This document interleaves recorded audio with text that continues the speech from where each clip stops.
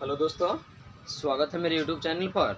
आज का टॉपिक है भौतिकी कक्षा 10th क्लास का पाठ संख्या 3 मानव नेत्र, जो कि इसके कुछ भाग को पहले वाले वीडियो में बता चुके हैं और उसके बाद वाले भाग को अभी बताने जा रहे हैं। ठीक है, अगर आप मेरे चैनल पर नए हैं तो सब्सक्राइब कर लें और बेल आइकन दबा दें ताकि सभी नोटिफिकेशन आपको मिलता रहे। तो चलिए, सबसे पहला प्रश्न हम देखते हैं कि दृष्टि पटल या रेटिना, यानी क्या कहता है दृष्टि पटल या रेटिना।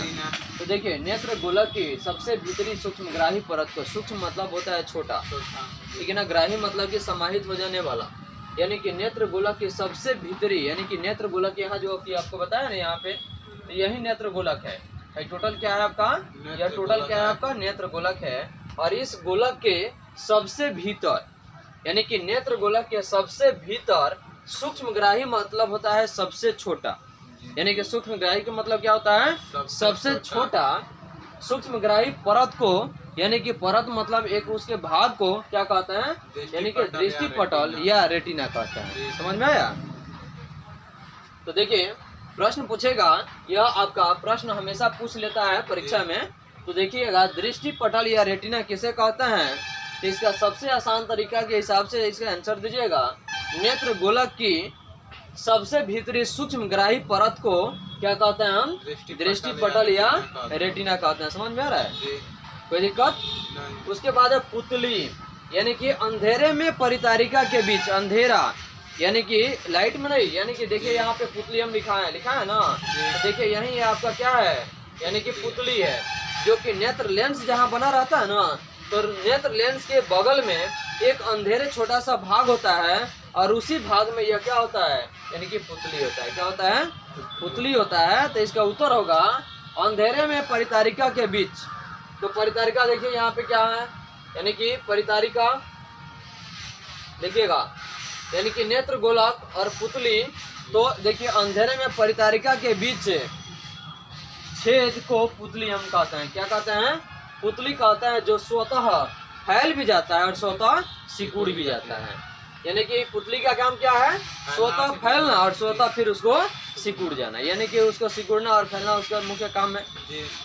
अगला टॉपिक है समंजन क्षमता। समंजन क्षमता यानी कि देखिएगा, आंख द्वारा अपने सिलियरी मांसपेशियों के तनाव को घटा बढ़ाकर, यानी कि आंख की पपनी वाले जो भाग होता है ना, आप देखे होइएगा बुढ़ापे के समय में आंख के सिलियरी मांसपेशियों की जो समंजन क्षमता होती है ना, वह कम हो जाती है, जिसकी वजह से चमड़ा सिकुड़ना जैसा हो जाता है। चमड़ा कैसा होता है, सिकुड़न जैसा हो जाता है। तो आंख द्वारा अपने सिलियरी पेशियों, पेशी मतलब मांसपेशियां, के तनाव को घटा बढ़ाकर, यानी कम और ज्यादा करके अपने लेंस की फोकस दूरी को, यानी कौन, आंख अपने लेंस की फोकस दूरी को बढ़ाकर दूर या निकट, यानी कि इसको बदल कर, बढ़ाकर नहीं बदल कर दूर या निकट की वस्तु को साफ साफ देखने की क्षमता को क्या कहते हैं, समंजन क्षमता कहते हैं। समझ में आया?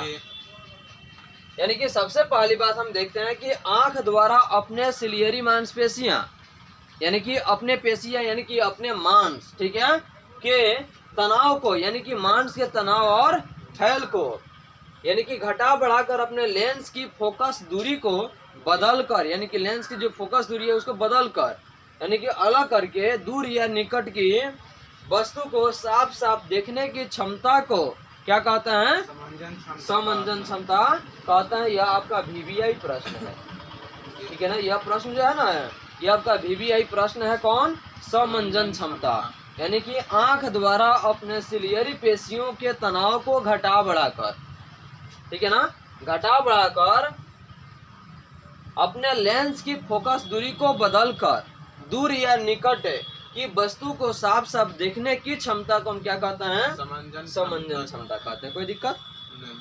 अगला प्रश्न है, सामान्य नेत्र की न्यूनतम दूरी, यानी कि अच्छे जिसका आंख होती है उसकी देखने की न्यूनतम दूरी कितनी होती है।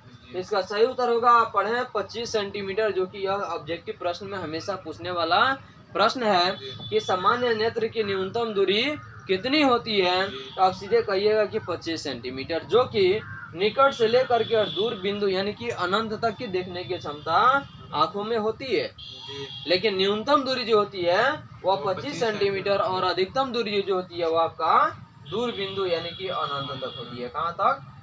अनंत तक, यानी कि अनंत मतलब होता है जिसका कोई अंत नहीं हो। समझ में आया? जी तो इस तरह से आप इसको अच्छे से पढ़ लीजिएगा लोग, ताकि यह आपके परीक्षा में काफी महत्वपूर्ण है। और यह आँख के बारे में तो इसके पीछे वाले क्लास में हम समझा चुके हैं, तो इसके बारे में समझाने की तो आवश्यकता नहीं है, सिर्फ आप इसको समझ गए और समझ करके आप इस तरह से आप याद कर लीजिएगा और यह आपकी परीक्षा के लिए काफी महत्वपूर्ण साबित होगा। जी।